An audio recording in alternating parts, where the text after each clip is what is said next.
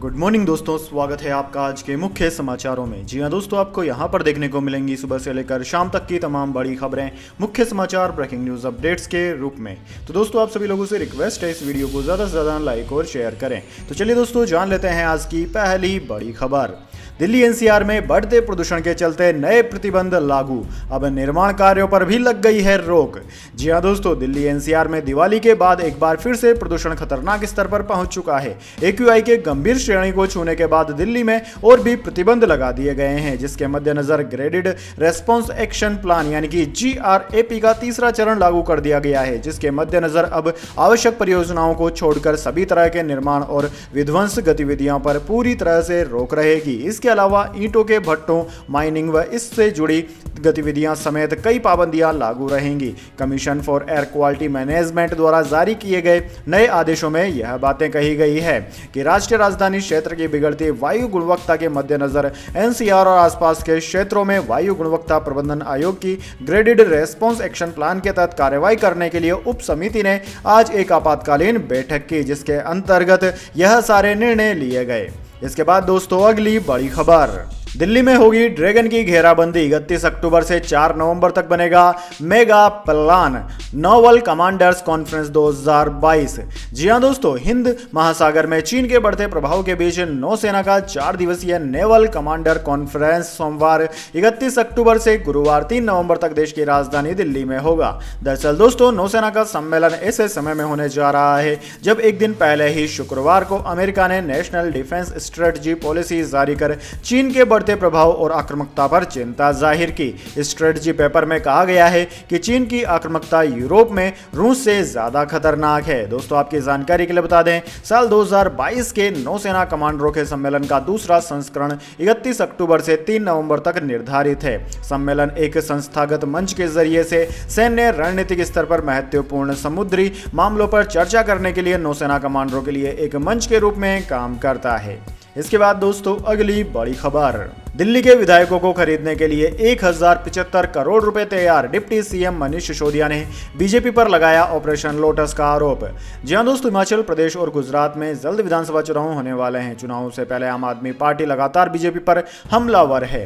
दिल्ली के उप मुख्यमंत्री मनीष सिसोदिया ने आज प्रेस कॉन्फ्रेंस में बात करते हुए बीजेपी पर विधायक खरीदने की साजिश का आरोप लगाया। उन्होंने इस मामले में गृह मंत्री अमित शाह का नाम लेकर कहा कि अगर यह इन सब में शामिल हैं तो इनकी तुरंत गिरफ्तारी होनी चाहिए। मनीष सिसोदिया ने कहा कि दिल्ली में 43 विधायकों के लिए 1075 करोड़ रुपए रखा हुआ है। मेरा सीधा सवाल यह है कि इनके पास इतना पैसा कहां से आया। हजारों करोड़ों रुपए के जरिए विधायकों को खरीदने की कोशिश हो रही है, इनकी जांच होनी चाहिए। उप मुख्यमंत्री बोले, पिछले दिनों हमने ये बात बताई थी कि बीजेपी खरीदने की कोशिश कर रही है। मुझे भी ऑफर देने की कोशिश की गई थी। ये पैसा कहां से आ रहा है? ये जो बार बार ऑडियो में नाम ले रहा है संतोष जी और शाह जी, तो ये कौन है? अगर ये अमित शाह है तो फिर बड़े खतरे की बात है कि देश का गृह मंत्री इस तरह विधायकों को खरीद रहा है।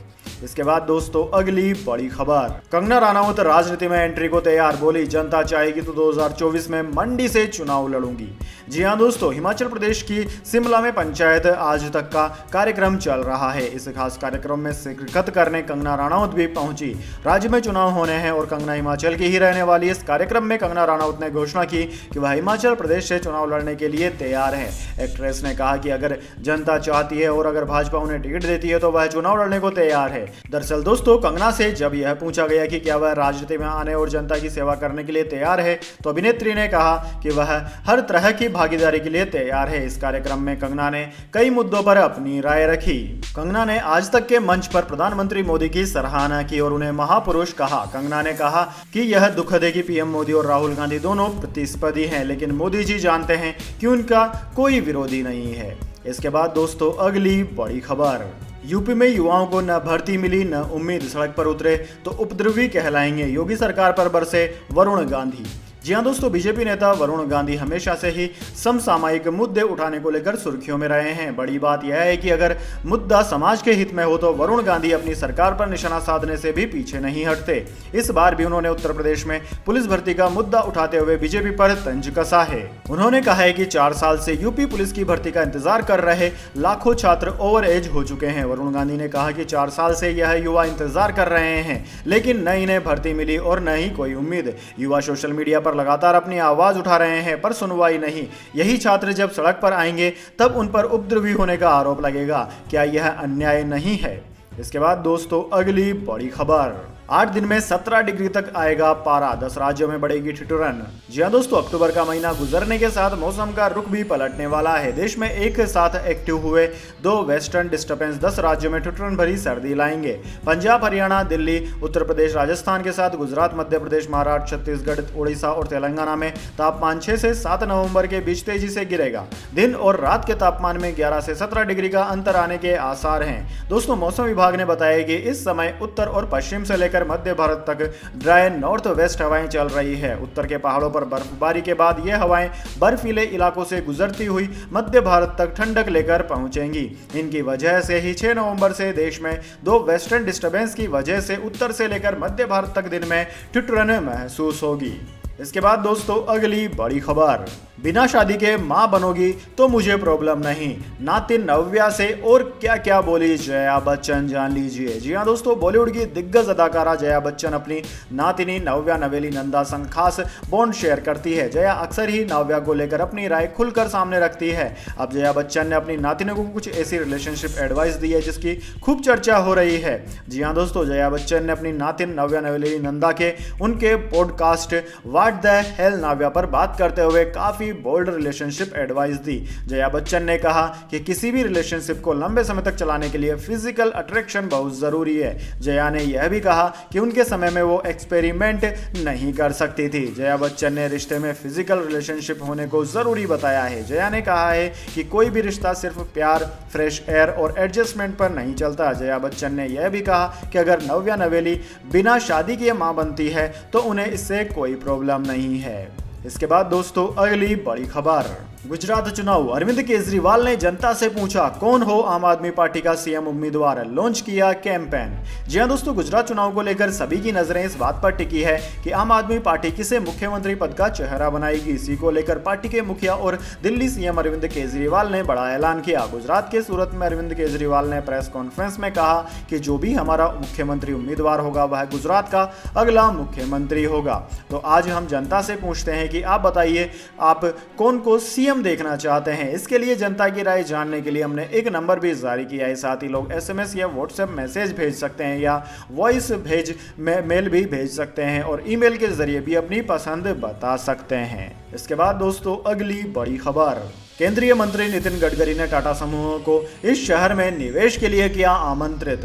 जी हां दोस्तों, केंद्रीय सड़क परिवहन एवं राजमार्ग मंत्री नितिन गडकरी ने टाटा समूह को अपने गृहनगर नागपुर और आसपास के क्षेत्रों में निवेश के लिए आमंत्रित करते हुए कहा है कि इस शहर में अवसंरचना, जमीन की उपलब्धता और संपर्क जैसी सुविधाएं मौजूद हैं। नितिन गडकरी ने टाटा सन्स के चेयरमैन एन चंद्रशेखरन को 7 अक्टूबर को लिखे एक पत्र में कहा कि इस्पात, वाहन, उपभोक्ता उत्पाद, आईटी सेवा और विमानन क्षेत्र की टाटा समूह की कंपनियां अपने निवेश के लिए नागपुर को चुन सकती है। चंद्रशेखरन ने हाल ही में एक कार्यक्रम में कहा था कि टाटा समूह इलेक्ट्रॉनिक्स, नवीनीकरण ऊर्जा, बिजली चालित वाहनों और अन्य आधुनिक क्षेत्रों में निवेश की संभावनाएं तलाश रहा है और इसके लिए एकनाथ शिंदे की अगुवाई वाली महाराष्ट्र सरकार के साथ बातचीत चल रही है। इसके बाद दोस्तों अगली बड़ी खबर, न्यूजीलैंड ने श्रीलंका को 65 रनों से हराया। फिलिप्स के शतक के बाद गेंदबाजों ने बरपाया कहर। जी हां दोस्तों, टी20 वर्ल्ड कप 2022 में अपने तीसरे मैच में न्यूजीलैंड ने श्रीलंका के खिलाफ बड़ी जीत हासिल की। न्यूजीलैंड ने श्रीलंका को 65 रनों से हराया है। इस जीत के साथ ही न्यूजीलैंड ने सेमीफाइनल में जाने के लिए अपने दावे को और मजबूत कर लिया। पहले बल्लेबाजी करते हुए कीवी टीम ने 167 रन बनाए थे, जिसके जवाब में श्रीलंका की पूरी टीम 102 रन पर ही ढेर हो गई। न्यूजीलैंड के लिए ट्रेड बोल्ट ने 4 ओवर में 18 रन देकर 4 विकेट लिए, तो वहीं ग्लेन फिलिप्स ने शानदार शतक लगाया।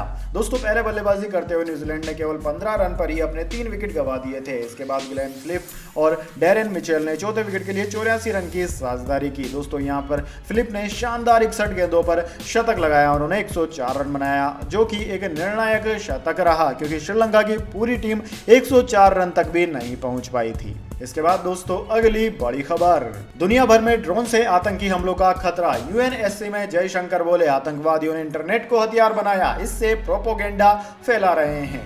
जी हाँ दोस्तों, संयुक्त राष्ट्र सुरक्षा परिषद की काउंटर टेररिज्म कमेटी की स्पेशल मीटिंग का आज दूसरा दिन है। मुंबई के बाद कमेटी की मीटिंग दिल्ली में हुई। इस मीटिंग में विदेश मंत्री एस जयशंकर ने तकनीक के जरिए आतंकी हमलों को अंजाम दिए जाने की चेतावनी दी।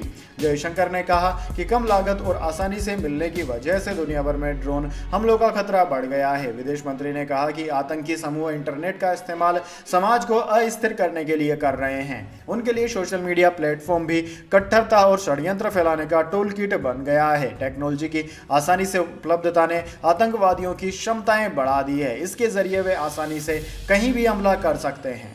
इसके बाद दोस्तों अगली बड़ी खबर, शादीशुदा महिला से घरेलू काम करवाना क्रूरता नहीं। हाईकोर्ट ने कहा, लड़कियों को घर का काम नहीं करना तो शादी से पहले बताएं।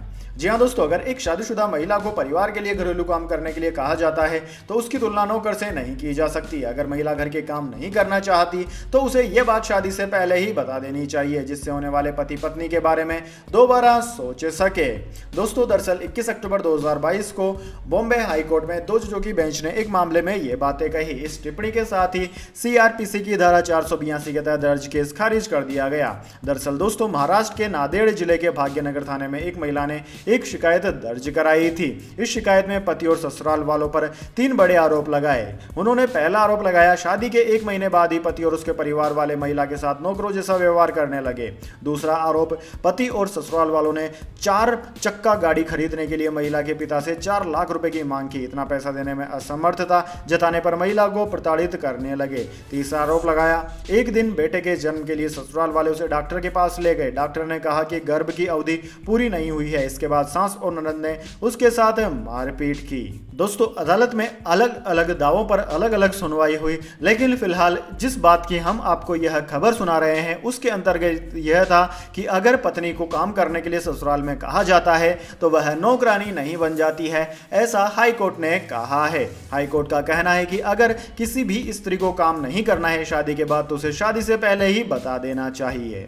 इसके बाद दोस्तों अगली बड़ी खबर, तेलंगाना ऑपरेशन लोटस को अंजाम देने की फिराक में जुटे आरोपियों की गिरफ्तारी का हाई कोर्ट ने दिया आदेश। जी हां दोस्तों, तेलंगाना के मुख्यमंत्री के चंद्रशेखर राव की पार्टी भारत राष्ट्र समिति के विधायकों की कथित खरीद फरोख्त के आरोप में हिरासत में लिए गए 3 युवकों को गिरफ्तार किया गया है। लोअर कोर्ट के आदेश को पलटते हुए हाईकोर्ट ने शनिवार को यह आदेश दिया। गुरुवार को लोअर कोर्ट द्वारा उन्हें हिरासत में लेने की पुलिस की अर्जी को खारिज किए जाने के बाद रिहा कर दिया गया था।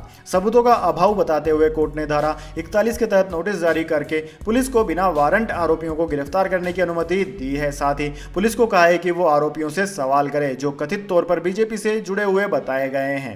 दोस्तों आपकी जानकारी के लिए बता दें, आरोपियों को बुधवार की देर रात हैदराबाद के पास स्थित फार्म हाउस के पास से गिरफ्तार किया गया। पुलिस ने बताया कि उन्हें बीआरएस के 4 विधायकों को बीजेपी में शामिल करने के लिए घूस देते हुए पकड़ा गया था। ऐसा आरोप है कि बीजेपी कई राज्य जहां उनकी सरकार नहीं है वहां विपक्ष के विधायकों को पार्टी में शामिल करने के लिए ऐसे हथकंडे अपनाती है। इसे ऑपरेशन लोटस का नाम दिया गया है। इसके बाद दोस्तों अगली बड़ी खबर, Ram Setu box office collection. Box office पर लड़खड़ाती नजर आई अक्षय कुमार की फिल्म, चौथे दिन रहा इतना कारोबार।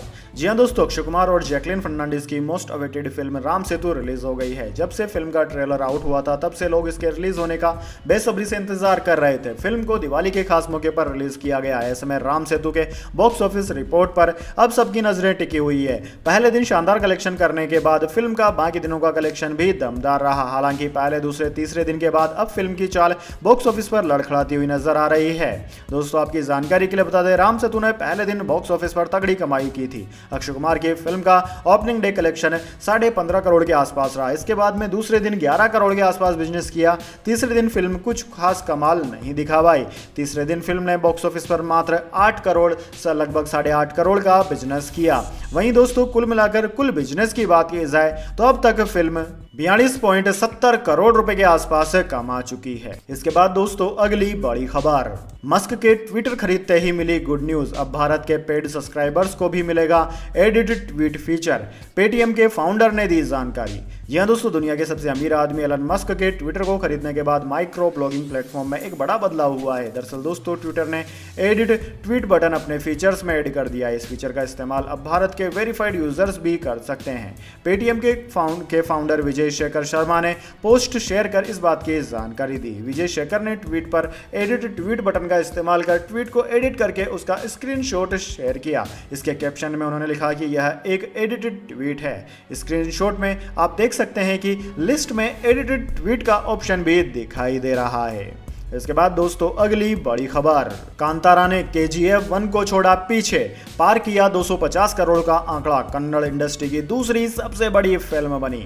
जी हाँ दोस्तों, कांतारा आए दिन नए नए रिकॉर्ड बना रही है। यह हाल ही में KGF चैप्टर 1 को पीछे छोड़ते हुए कन्नड़ इंडस्ट्री की दूसरी सबसे ज्यादा कमाई करने वाली मूवी बन गई है। हाल ही में फिल्म ने 250 करोड़ का वर्ल्ड वाइड कलेक्शन कर लिया। दोस्तों, कांतारा के पहले सिर्फ KGF चैप्टर 1 और KGF चैप्टर 2 ने ही 250 करोड़ की कमाई की थी। अब ओवरऑल कमाई की बात की जाए तो कांतारा के आगे सिर्फ KGF चैप्टर 2 ही है। हालांकि KGF चैप्टर 2 का रिकॉर्ड तोड़ना लगभग नामुमकिन होगा, लेकिन फिर भी एक छोटे बजट की फिल्म होने के बावजूद इतना बड़ा कलेक्शन करना अपने आप में ही एक रिकॉर्ड है।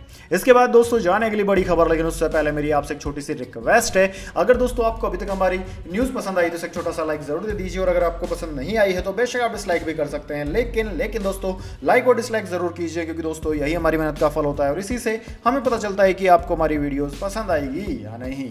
तो चलिए दोस्तों, जान लेते हैं आज की अगली बड़ी खबर। देश में एक साल में 500 बार हुई विमानों की इमरजेंसी लैंडिंग। एयर इंडिया की 184 फ्लाइट्स में दिखी गड़बड़ी।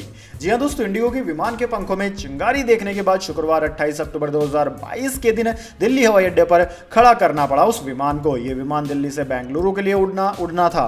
रनवे पर दौड़ चुका और कुछ ही सेकंड के अंदर उसके पंखों से चिंगारी निकलने लगी, जिसके बाद विमान के टेक ऑफ को रद्द कर दिया गया। घटना की वीडियो भी सामने आई। इस विमान में 184 लोग सवार थे। दोस्तों, बात करें पिछले एक साल की, तो दोस्तों पिछले एक साल जुलाई 2021 से लेकर 30 जून 2022 तक इस तरह की 478 घटनाएं सामने आई है, जिनमें प्लेनों की इमरजेंसी लैंडिंग करवानी पड़ी।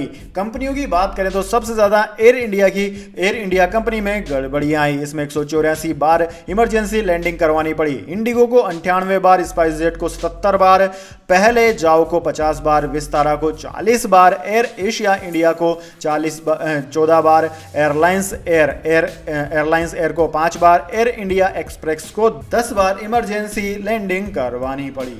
इसके बाद दोस्तों, अगली बड़ी खबर, यूनिफॉर्म सिविल कोड, गुजरात ने बनाई कमेटी, विधानसभा चुनाव से पहले लिया बड़ा फैसला।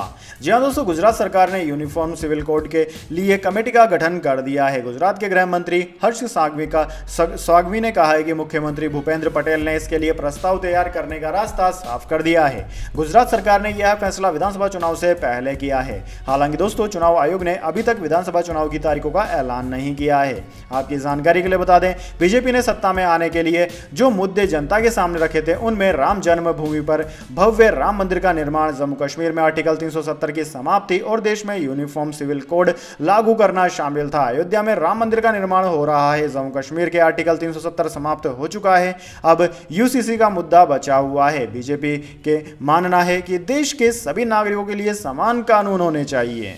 इसके बाद दोस्तों, अगली बड़ी खबर, MG भारत में लॉन्च करेगी सबसे सस्ती इलेक्ट्रिक कार, कंपनी ने कर दिया बड़ा ऐलान।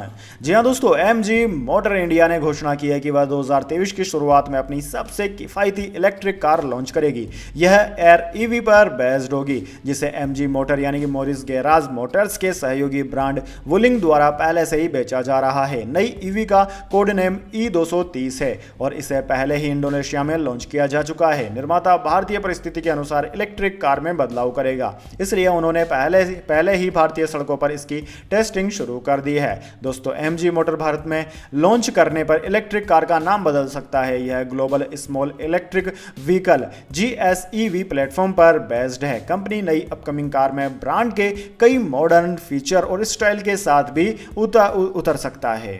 इसके बाद दोस्तों, अगली बड़ी खबर, गुजरात में केजरीवाल को देख चोर चोर नारे लगे, काले झंडे दिखाए, केजरीवाल ने दिया जवाब। जी हां दोस्तों, गुजरात में अरविंद केजरीवाल और भगवंत मान को काले झंडे दिखाए गए। झंडे दिखाने वालों ने चोर चोर के नारे भी लगाए। नवसारी जिले के खुदवेल और गोलवड़ गांव के बीच से आप नेताओं का काफिला गुजर रहा था। यहां शनिवार को केजरीवाल चुनावी रैली के लिए पहुंचे थे। दोस्तों, जिले के चिखली कस्बे स्थित नेशनल क्रिकेट ग्राउंड में रैली को संबोधित करते हुए केजरीवाल ने काले झंडे दिखाने वालों को जवाब दिया। उन्होंने कहा कि काले झंडे दिखाने वालों को भी मैं अपना भाई मानता हूं। मुझे भरोसा है कि एक दिन हम उनका दिल भी जीत लेंगे और उन्हें अपनी पार्टी में शामिल कर लेंगे। दोस्तों, रैली में सीएम केजरीवाल ने दावा किया कि राज्य में भाजपा के सदस्य खुद गुजरात सरकार के खिलाफ हैं। उन्होंने कहा कि मुझे कई कार्यकर्ताओं ने बताया कि वे पार्टी को सत्ता से हटाना चाहते हैं। केजरीवाल ने बीजेपी कार्यकर्ताओं से अपील की कि वे अपनी पार्टी के साथ रहें, लेकिन आम आदमी पार्टी को ही वोट दें। तो दोस्तों, यह थी आज की तमाम बड़ी खबरें। इसके बाद दोस्तों बारी आती है आज के माइंड क्यूज क्वेश्चन की। जी हाँ दोस्तों, एक आसान से सवाल का जवाब देकर आप जीत सकते हैं एक अमेजिंग सरप्राइज गिफ्ट हमारे यूट्यूब चैनल की ओर से। तो दोस्तों, आज का सवाल आपकी स्क्रीन पर आ चुका है। सबसे पहले किस भारतीय को नोबेल पुरस्कार से सम्मानित किया गया था? जी हाँ दोस्तों, अगर आप जानते हैं उस भारतीय का नाम जिसको कि सर्वप्रथम भारत के लिए नोबेल पुरस्कार दिया गया, तो जल्दी से उनका नाम कमेंट बॉक्स में लिख दीजिए। अगर दोस्तों आपका जवाब होता है एकदम सही और आप चुन जाते हैं लकी विजेता के रूप में, तो आपको मिल सकता है एक अमेजिंग सरप्राइज गिफ्ट हमारे यूट्यूब चैनल की ओर से। तो दोस्तों, जल्दी से अपना उत्तर कमेंट बॉक्स में लिख दीजिए, वीडियो को लाइक कर लीजिए और चैनल को सब्सक्राइब करके बेल आइकन भी दबा लीजिए। धन्यवाद। वंदे मातरम। जय हिंद, जय भारत।